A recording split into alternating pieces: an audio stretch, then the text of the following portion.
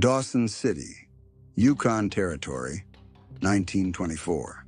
The structure Olaf Haugen built looked like someone had started constructing a cabin, lost their mind halfway through, and decided to bury the whole mess under a mountain of snow. Every other prospector and miner in the region had standard log cabins. Walls rising 7 or 8 feet. Wood stoves. Conventional construction that made sense to anyone with eyes. Olaf had built something different.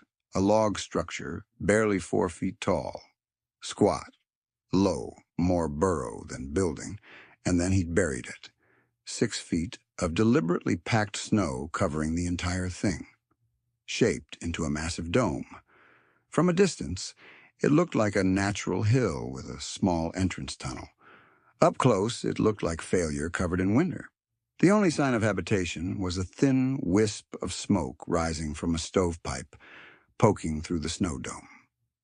John Malloy stood on the hill overlooking the Klondike River, staring at Olaf's construction with the expression of a man watching someone dig their own grave.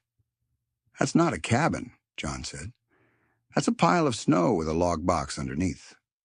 "Olaf, snow melts. Snow is cold. You've built a structure that will either collapse on you or keep you frozen all winter. This is the worst idea I have seen in 20 years in the Yukon." Olaf kept working, packing the final layer of snow with a flat wooden tool he'd made specifically for compaction. Methodical, patient, not bothering to look up. This is a snow-insulated shelter. The snow provides insulation and thermal mass combined.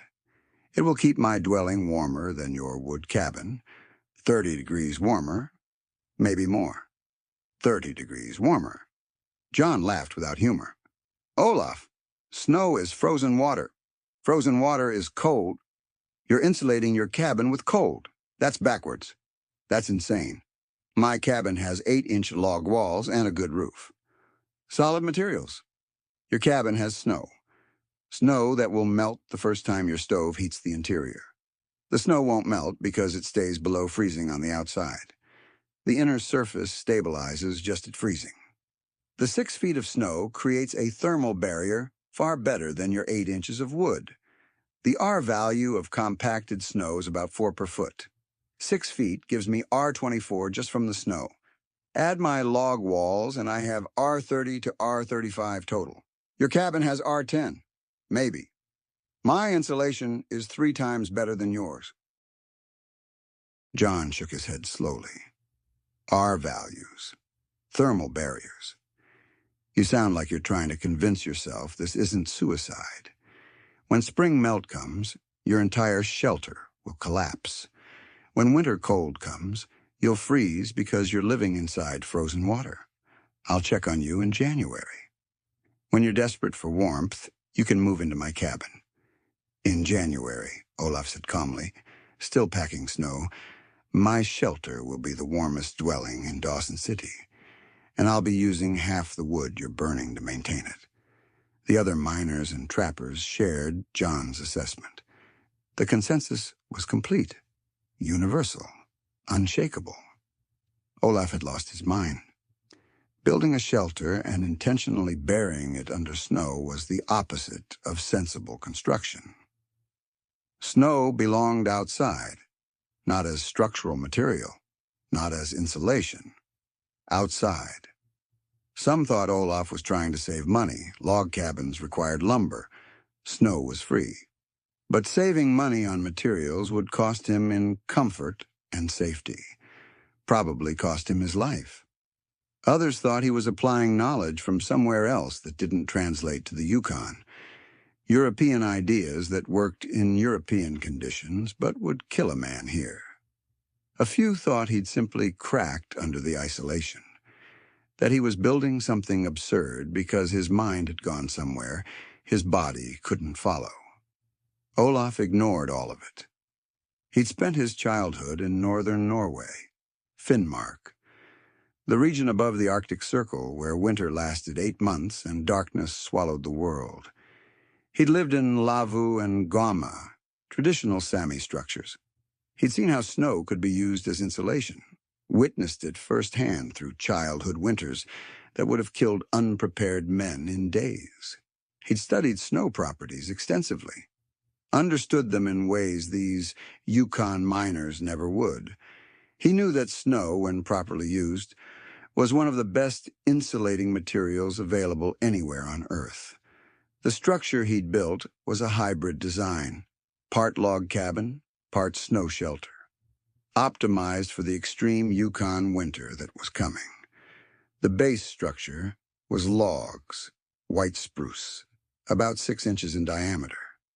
But instead of building walls 7 or 8 feet high like a normal cabin, Olaf had built walls only 4 feet high.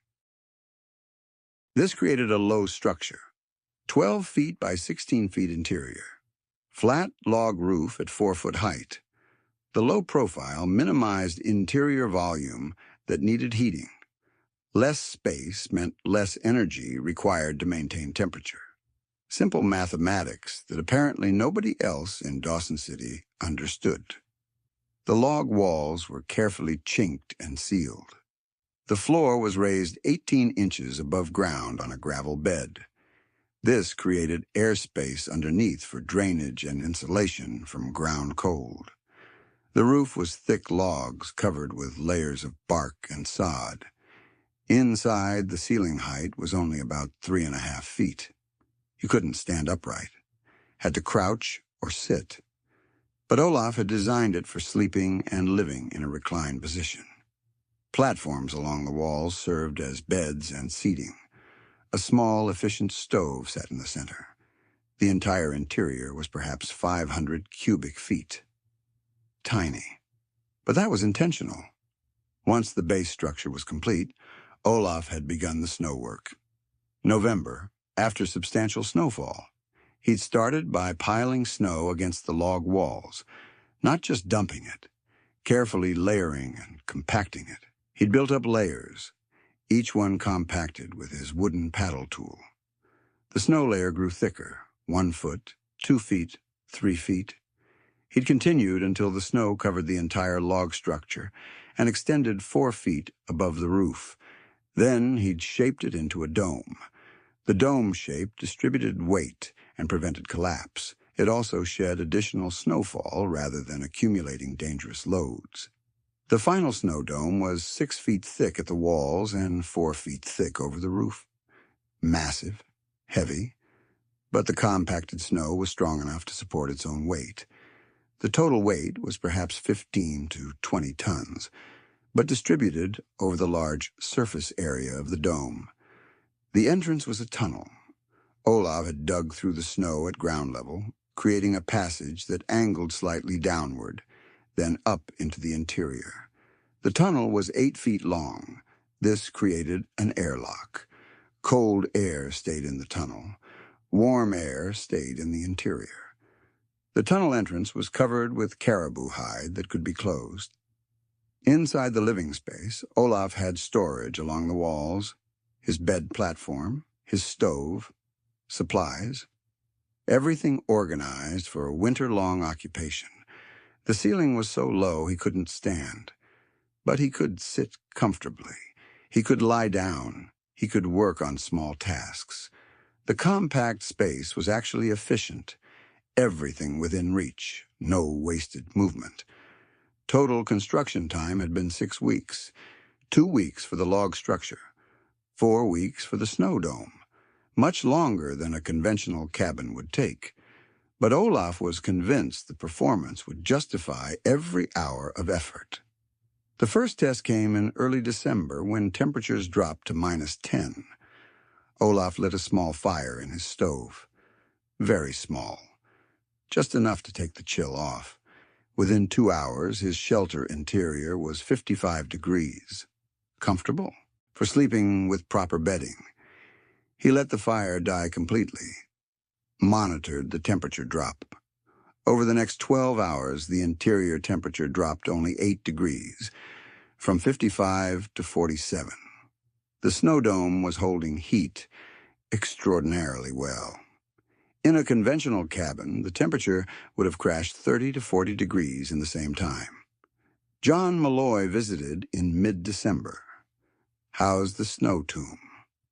Warmer than you'd believe. Want to crawl in and check? John was skeptical, but curious. He crawled through the entrance tunnel, immediately noticed the temperature change. The tunnel was cold, maybe 0.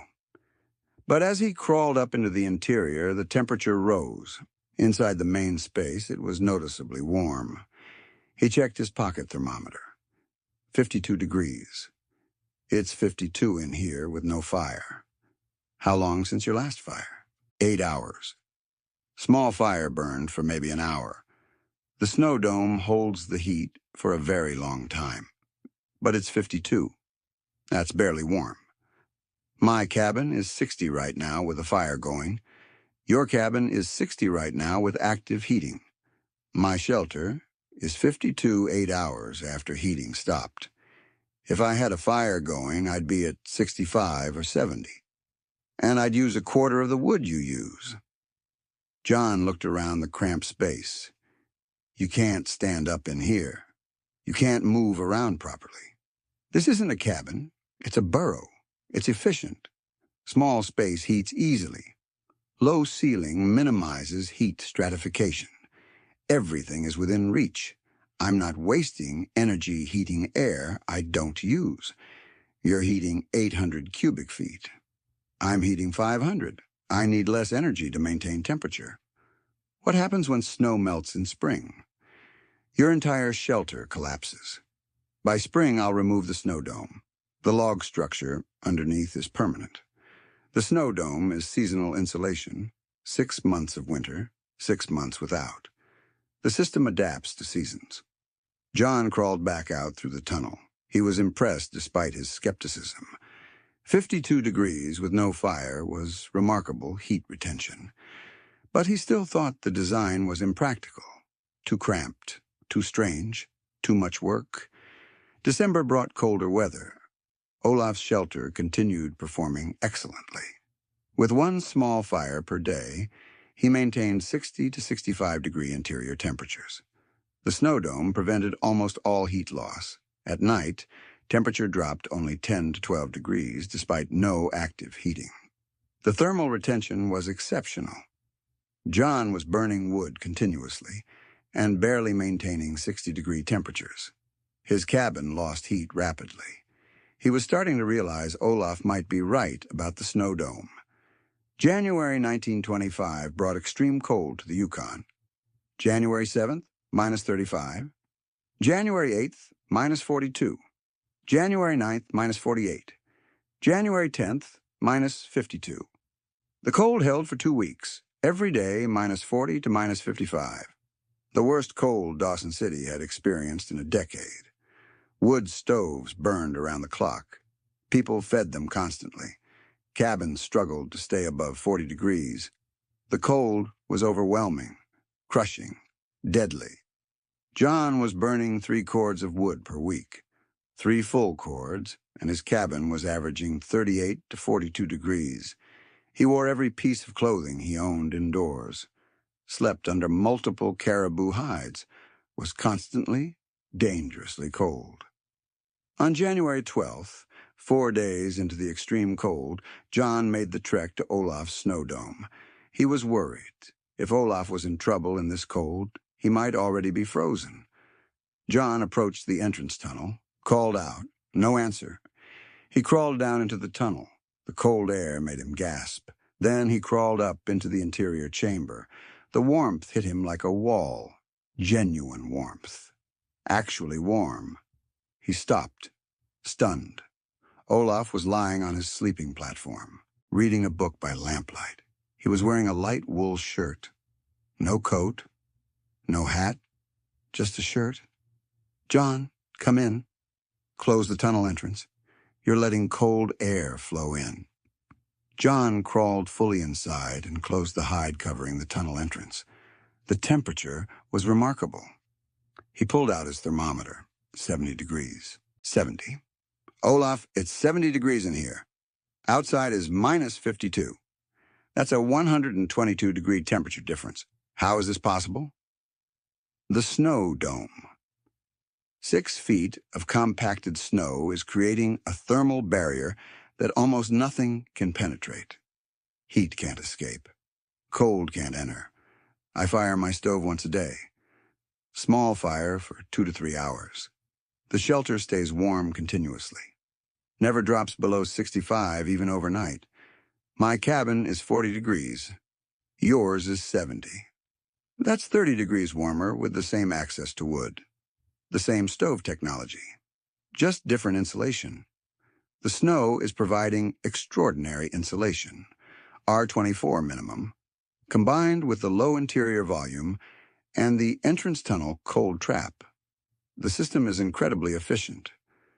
The heat I produce stays inside. The cold outside can't penetrate. How much wood are you burning? Maybe 1/4 cord per week, even in this extreme cold. About 1/12 of what you're burning. John sat heavily on the low bench.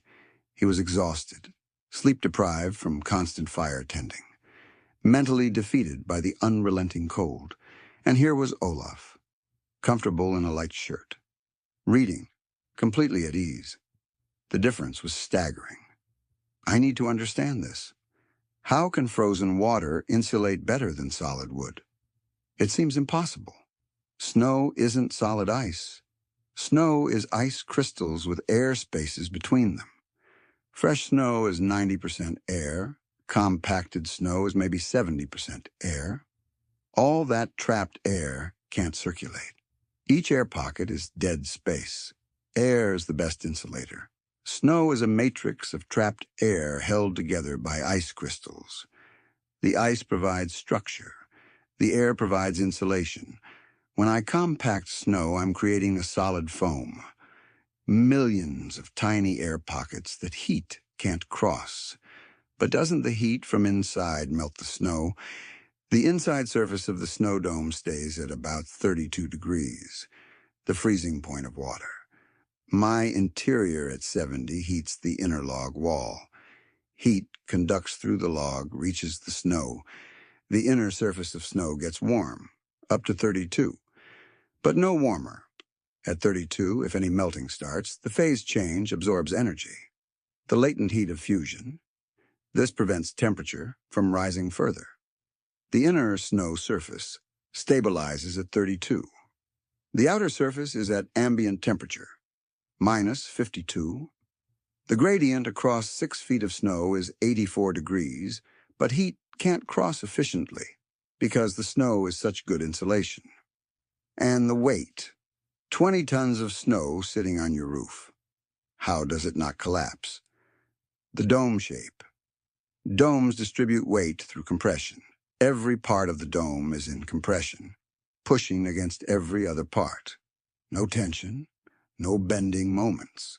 The snow is strong in compression, and the log structure underneath is heavily built. It can support the weight easily. John looked around the warm, cramped space. Can I stay here tonight? I'm exhausted from fire tending. I need sleep, of course. There's room. John spent that night in the warmth of Olaf's snow shelter. He slept deeply for the first time in weeks. The constant anxiety about the fire going out was gone. The structure maintained warmth without any intervention. The next morning, John crawled out into the minus 50 cold. The contrast was shocking. He'd been comfortable. Now he was immediately in danger. The walk back to his frozen cabin was miserable. The story spread through Dawson City with remarkable speed. The Norwegian with the snow dome shelter. His dwelling stayed at 70 degrees in minus 52 weather. He used 1/12 the wood everyone else used. He'd proven that snow was superior insulation to anything else available. People wanted to see it. They wanted to understand how. They wanted snow shelters of their own. Olaf welcomed visitors throughout the rest of January. Small groups, 2 or 3 at a time. That was all the space could hold. He showed them the construction, explained the snow properties, compaction techniques, R values, dome geometry, thermal barriers, phase change. Not everyone understood the physics, but everyone understood 70 degrees versus 40 degrees. 30-degree advantage. 1/12, the wood consumption. Sleeping through the night without fire anxiety. These benefits were transformative. By February, 12 people had begun building their own snow dome shelters. The construction was challenging. You needed a base structure. You needed substantial snowfall. You needed to compact snow properly. You needed to shape the dome correctly. But people who did it properly reported dramatic results. Interior temperatures 20 to 35 degrees warmer than conventional cabins. Wood consumption reduced by 70 to 90%. Comfort that was impossible in standard construction. The validation was complete. The physics of snow as insulation involves understanding its structure and thermal properties. First, the structure of snow. Snow is crystalline ice formed when water vapor freezes in the atmosphere. The crystals have complex geometric shapes. When snow falls and accumulates, the crystals interlock but don't pack tightly. This creates a structure that's mostly air. Fresh powder snow is approximately 90 to 95% air by volume. Only 5 to 10% is ice. The air is trapped in tiny pockets between and within the ice crystals. This trapped air can't circulate effectively. Each pocket is essentially dead airspace. Dead air is excellent insulation. When Olaf compacted the snow, he reduced the air percentage and increased the ice percentage. Compacted snow is perhaps 60 to 75% air, still majority air. But the compaction increased structural strength while maintaining insulation value. The compaction process crushed some crystals and forced them closer together, but it also created a more uniform material. Fewer large voids, more consistent distribution of small air pockets. The result was material that was both strong and insulating.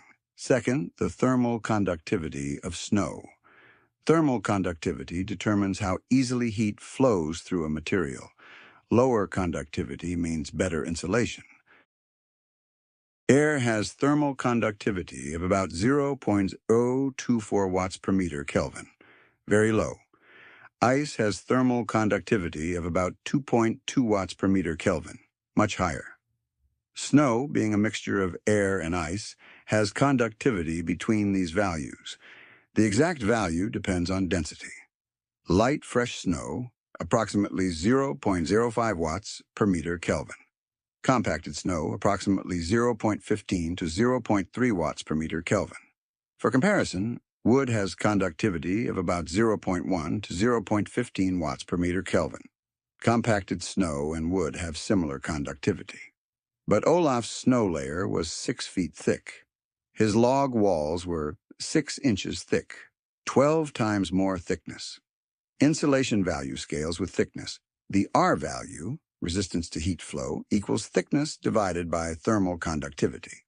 For Olaf's compacted snow at 0.2 conductivity and 6 feet thickness, R value approximately 24. For John's log wall at 0.12 conductivity and 8 inches thickness, R value approximately 6. Olaf's snow insulation was 4 times more effective than John's log wall. Add in Olaf's log wall under the snow, and his total R value was 30 to 35. John's total R value was perhaps 8 to 10. Olaf's insulation was 3 to 4 times more effective. Third, the phase change effects. At the inner surface of the snow dome, the temperature approached 32 degrees, the melting point of ice. At this temperature, any additional heat energy doesn't raise temperature. Instead, it causes phase change, ice melting to water. The phase change absorbs energy, approximately 144 BTUs per pound of ice.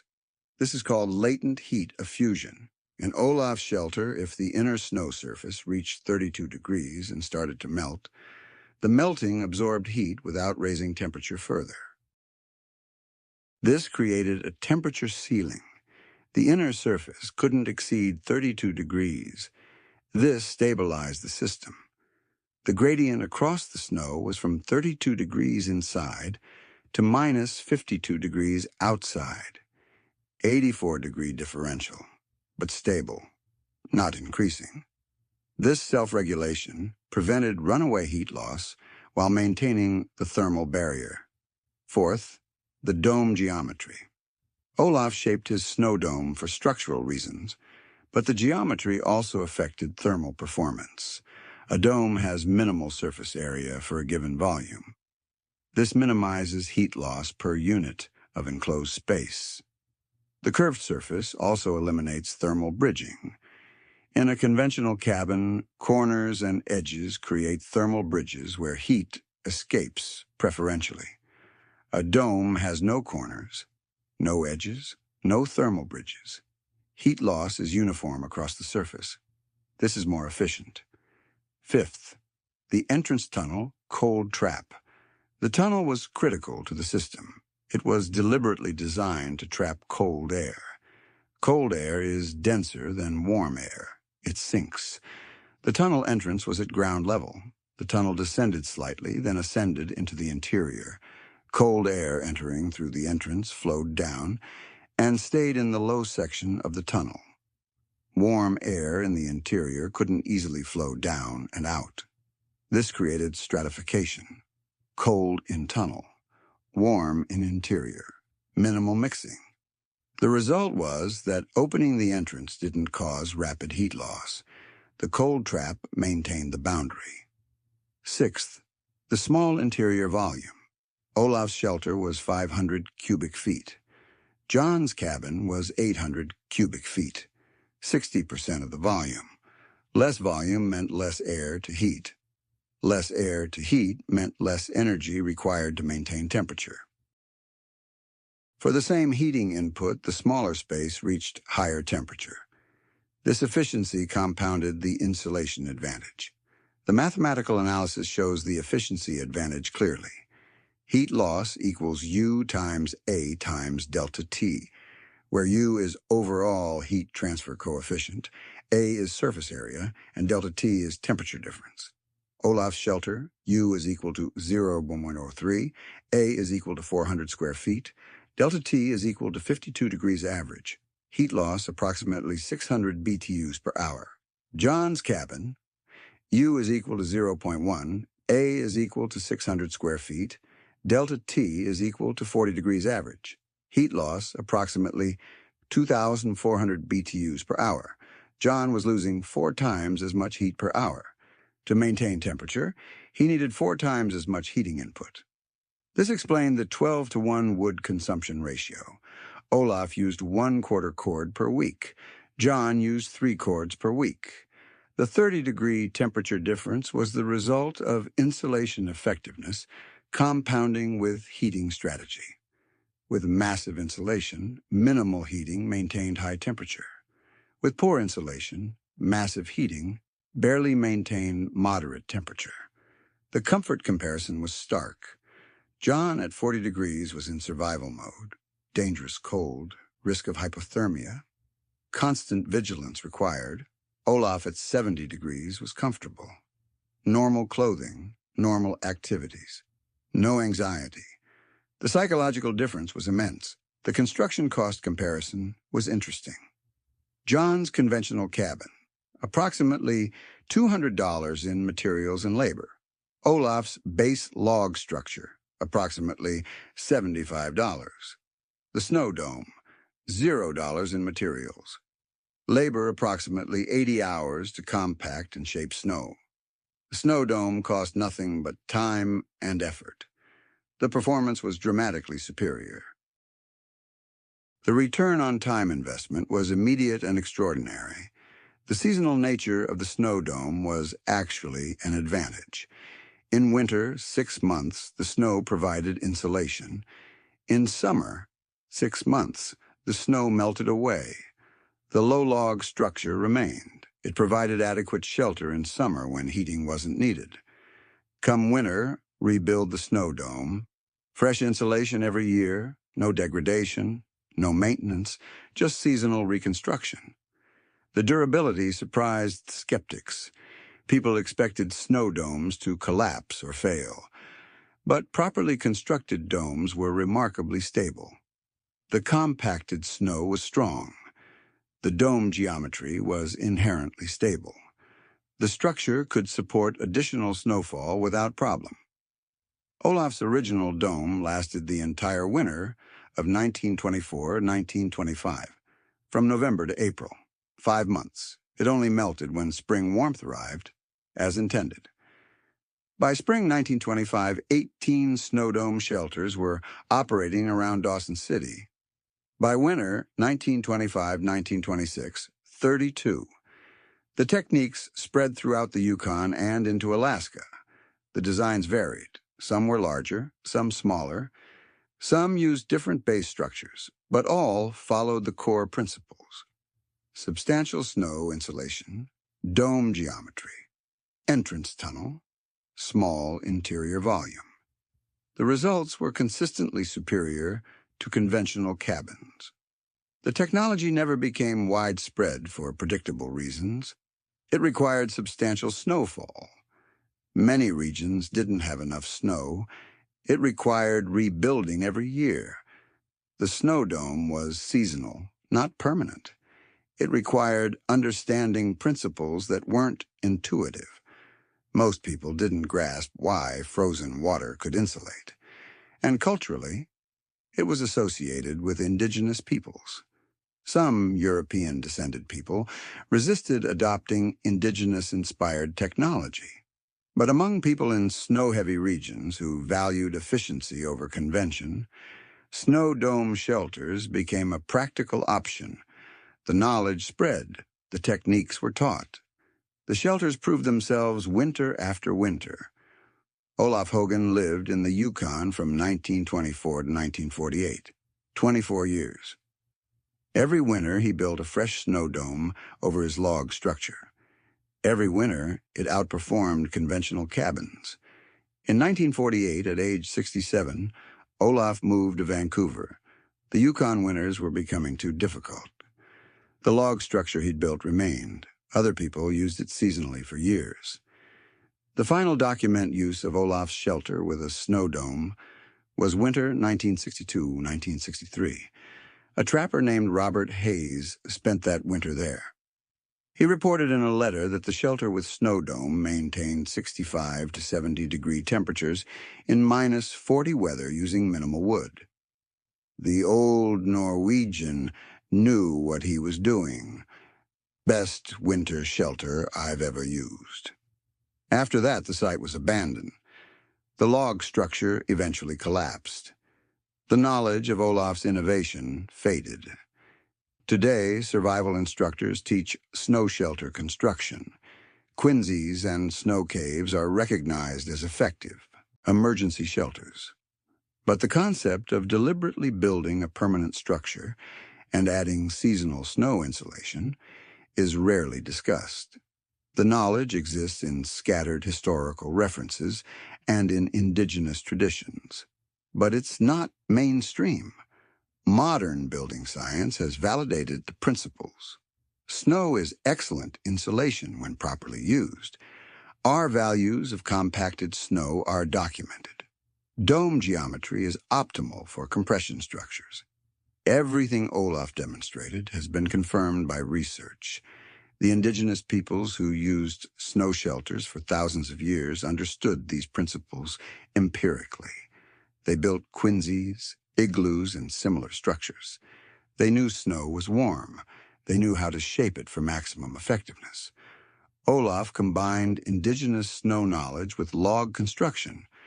The hybrid approach created something extraordinarily effective.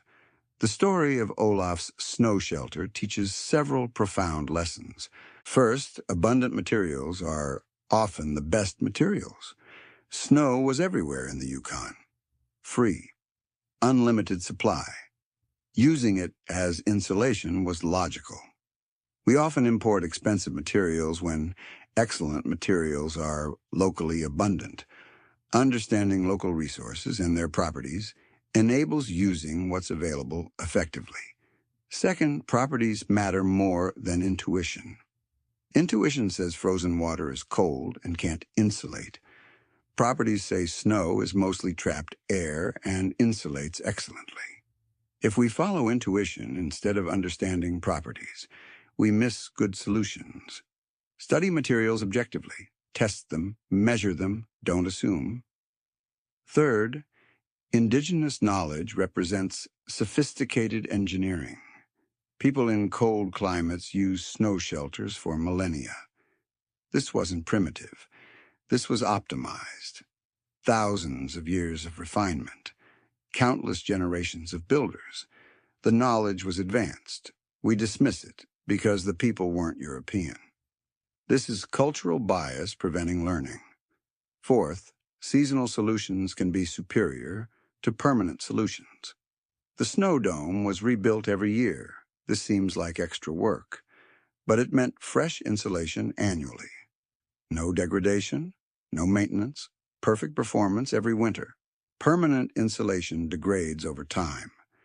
Seasonal insulation is always at peak effectiveness. Fifth, small spaces can be more comfortable than large spaces.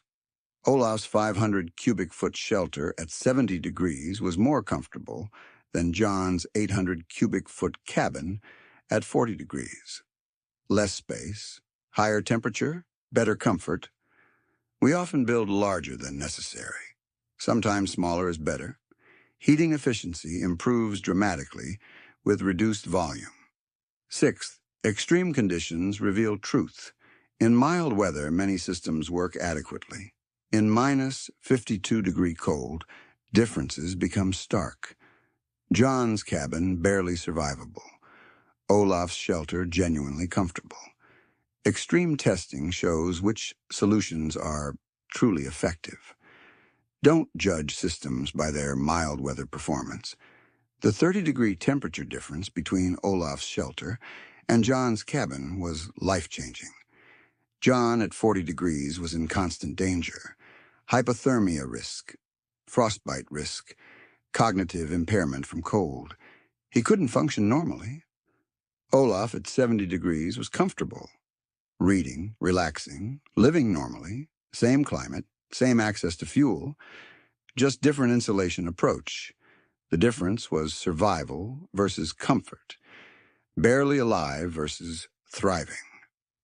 The economic analysis shows extraordinary efficiency. Olaf spent $0 on insulation materials. 80 hours of labor compacting and shaping snow. He saved approximately 2 3/4 cords of wood per week compared to John. At 4 hours per cord for cutting, splitting, hauling, that's 11 hours per week. Over a 20-week winter, 220 hours saved. The time saved exceeded the time invested in just one winter. Every subsequent winter was pure gain. The social dynamics followed the familiar pattern. Before extreme cold, mockery. Everyone laughed at the snow dome, predicted collapse, predicted freezing, called Olaf crazy. After extreme cold, admiration. Everyone wanted snow shelters, wanted to learn from Olaf, recognized that his approach was superior. Innovation requires confidence to persist through mockery until proof comes. Olaf knew snow properties from his Norwegian childhood. He'd seen similar structures. He understood the principles. He built according to knowledge, not Yukon conventions. When minus 52-degree cold proved him right, mockery became respect immediately.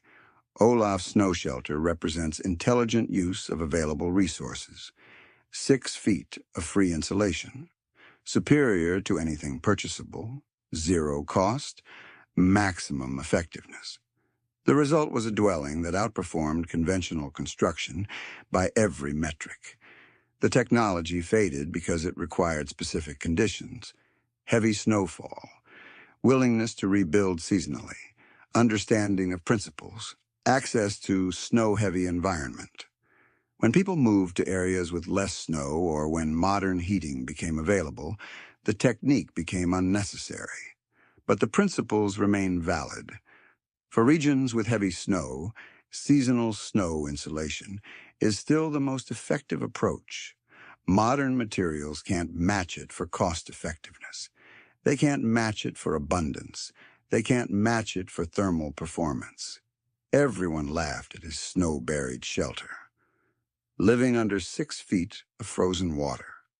A snow tomb for a crazy Norwegian who didn't understand the Yukon, until it stayed 32 degrees warmer than their cabins, until it used 1/12 the wood, until it proved that snow was the best insulation available.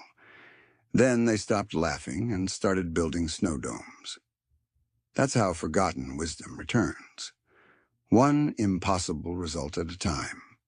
One dramatic proof at a time. One converted skeptic at a time. Olaf's snow shelter kept him warm for 24 Yukon winters. Then the knowledge faded. Now we're remembering. The principle is simple. The results are extraordinary. Snow isn't cold. Snow is insulation. The best insulation. Free, abundant, effective. We just have to understand its properties and use them correctly. Olaf showed us how.